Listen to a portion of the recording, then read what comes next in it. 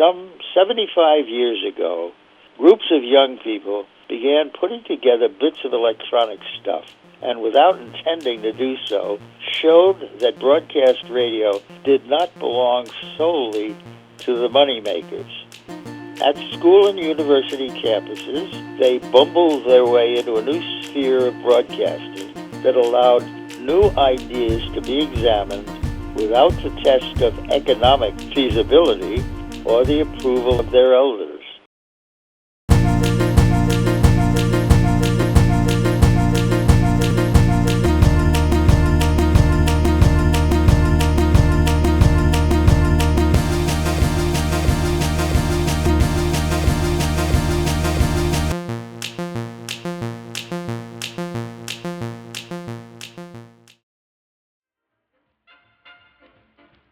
In the fall of 1939, sophomore Arch Doty returned to Wesleyan with a transmitter, a microphone, and a 78 RPM record player. I put a little antenna on the transmitter and turned it on and started playing records in the evening. The problem was then, you could only hear the station about 100 feet away from where my little antenna was. On November 2nd, 1939, Wesleyan President James McConaughey gave his approval to establish the creation of a Wesleyan radio network. So he gave me permission to put antenna wires through the steam tunnels that connect all the dorms on the campus. And I put, 2,000 or 3,000 feet of wire in those tunnels. And when I got the tunnels to the other dormitories, then the people in those dorms could also hear the station. The self-appointed student managers paid for the entire operation out of their own pockets, about $250. On November 9th, 1939, station WES made its first official broadcast.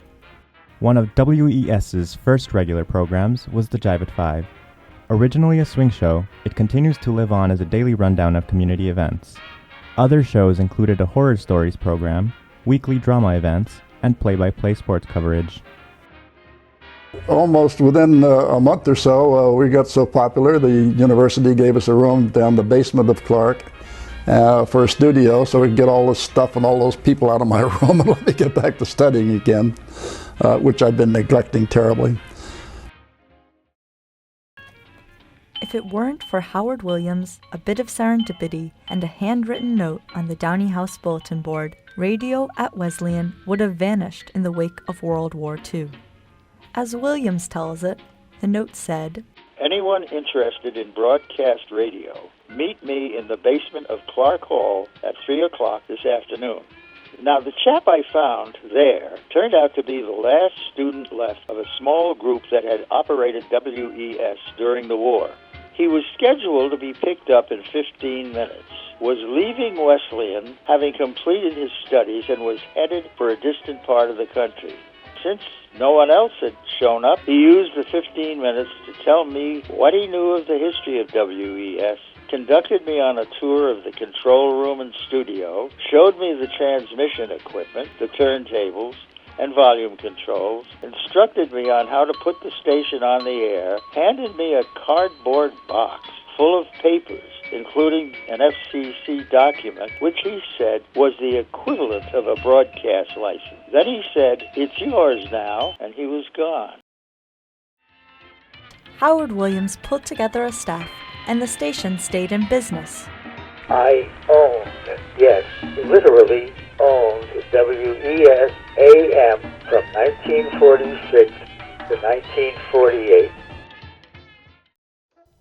WES stayed an AM station throughout the 40s and 50s, becoming WESU in 1949 and switching to 88.1 FM in 1961.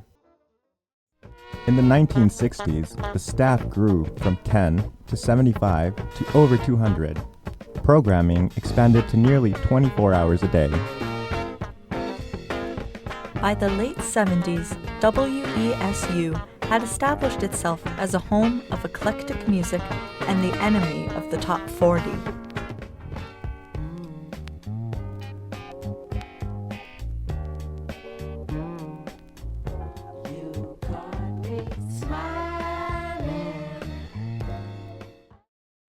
In 1989, WESU changed its programming from block to freeform.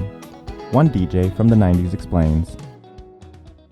Freeform is experimental because the programmer does not always know what the outcome will be. Freeform programming reflects the fact that how material is presented can be every bit as interesting as what the material is. Freeform radio is an art. Good freeform radio is influenced by the community in which it operates. Community members joined WESU throughout the 80s and 90s, serving on the board of directors and logging thousands of hours of programming since.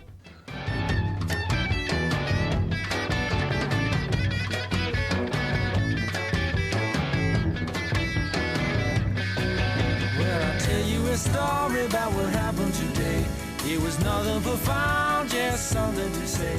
And you write up. In 2001, WESU moved to its present location at 45 Broad Street. The move from Clark was hasty and tumultuous, and the station lost a good deal of music, records, and other documents. Recovery was tense, but the station began to thrive once again. After heated controversy in the early 2000s, WESU now broadcasts NPR and Pacifica. This most recent change has drawn in more listeners, high-quality programming, and funding for internet streaming and engineering support.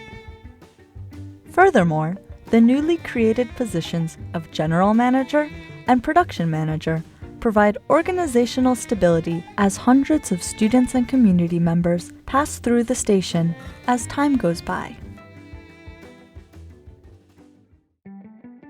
Over the years, by increasing its transmitter's wattage, WESU has been able to reach wider and wider audiences.